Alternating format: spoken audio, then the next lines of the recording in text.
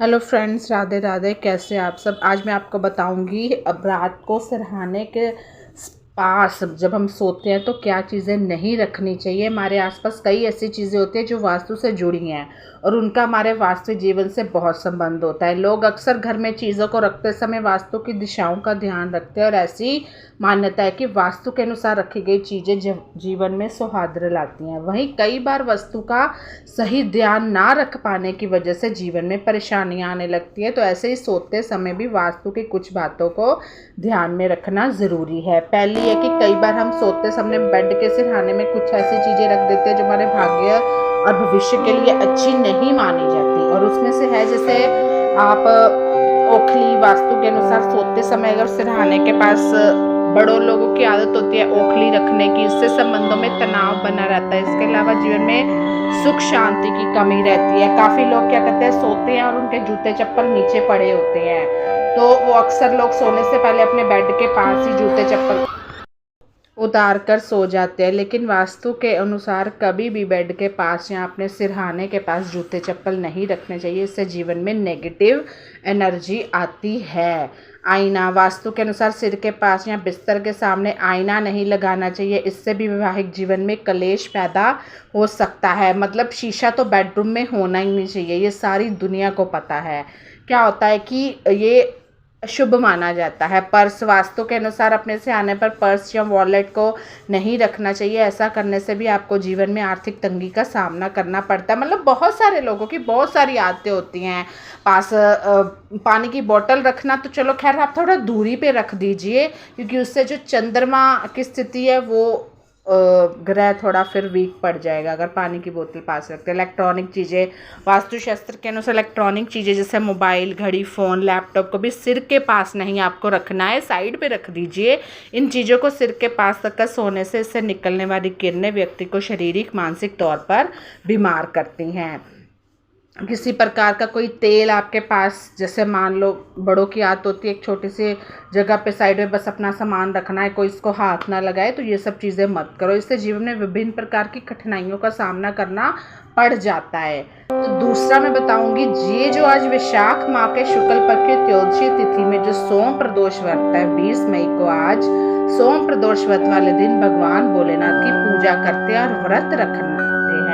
तो प्रदोष के दिन भगवान शिव को प्रसन्न करने के लिए उनकी प्रिय वस्तु को चढ़ाया जाता है। हालांकि कुछ वस्तुओं को महादेव को अर्पित नहीं करते। तो इस बार जो सोम प्रदोष व्रत वाले दिन सिद्धि योग चित्रा नक्षत्र है।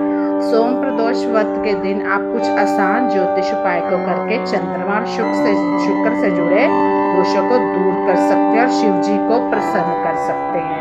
संतान सुख के लिए अगर आपके संतान नहीं है, काफ़ी कोशिश कर रहे हैं, देखो आखिर में हाथ तो भगवान के ही होता है। सब शुभ मुहूर्त में शिव जी को पूजा करके जो चढ़ाने हैं आपको, ठीक है, कितने भी चढ़ा दे वो आपकी श्रद्धा है। शुक्र दोष मुक्ति और सुख सुविधाओं के लिए सोम प्रदोष व्रत रखकर आप महादेव की पूजा करें। पूजा के समय शिवलिंग पर अक्षत यानी कि चावल चढ़ाए। अक्षत चढ़ाने से कुंडली का शुक्र दोष दूर होता है, जीवन में सुख सुविधाओं की वृद्धि होती है, शिव कृपा से सारी मनोकामनाएं पूर्ण होती हैं। चंद्र दोष सोम प्रदोष वर्ज सोमवार के दिन विधि विधान से भगवान शिव की पूजा करने से ही बस कुंडली का चंद्र दोष दूर होता है।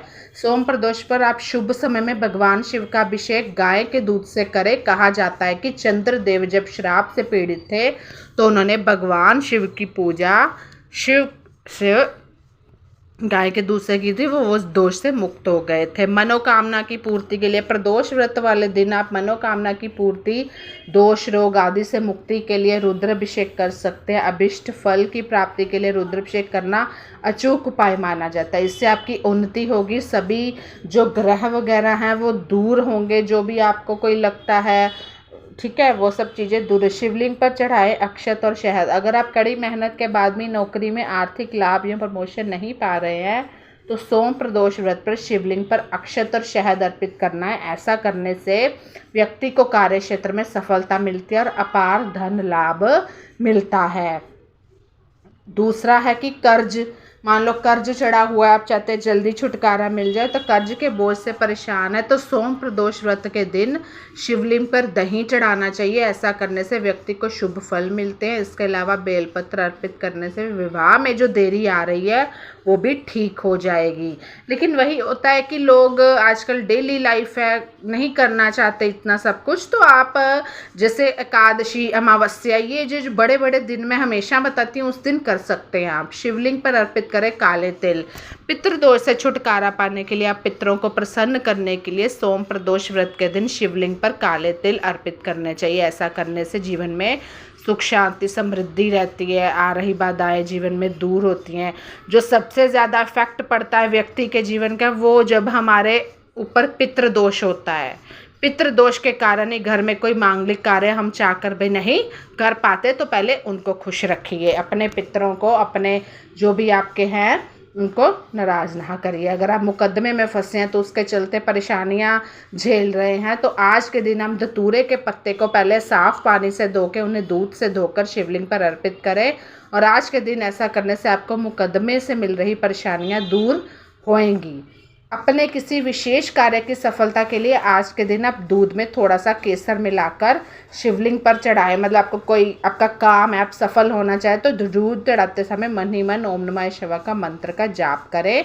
ऐसा करने से भी आपको अपने कार्यों में सफलता मिलेगी। आज का जो प्रदोष व्रत का मुहूर्त है वो कल तक है, ठीक है, 21 मई तक है। तो मेरी वीडियो कैसी लगी? आज 2 बजे से स्टार्ट होके 9 मिनट से लेके कल तक 21 मई तक है। तो मुझे ज़रूर बताइएगा कि मेरी वीडियो आपको कैसी लगी। Bye bye, take care.